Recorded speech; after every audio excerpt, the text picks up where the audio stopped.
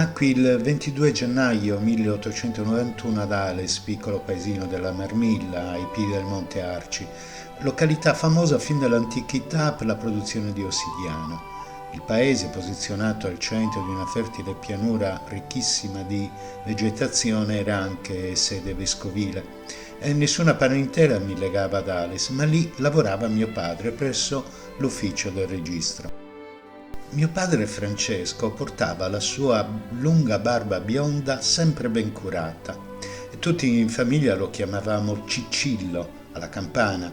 Era infatti nato a Gaeta nel 1860, ultimo di 5 figli, da un colonnello della gendarmeria borbonica, Gennaro Granci, e da Teresa Gonzales, figlia di un avvocato napoletano. Babbo, avendo vinto il concorso in Sardegna, lavorava da poco all'ufficio del registro. In Sardegna era venuto anche mio zio Nicolino. Mia madre, Peppina Marcias, era nata a Ghilarza nel 1861, figlia di un Marcias di Collinas e di un Corrias di Ghilarza. Il mio nonno materno faceva l'esattore delle imposte ed era un piccolo proprietario terriero. Mamma era alta, graziosa, con due grandi occhi scuri. Si distingueva dalle altre ragazze del paese perché sapeva leggere e scrivere e vestiva l'europea.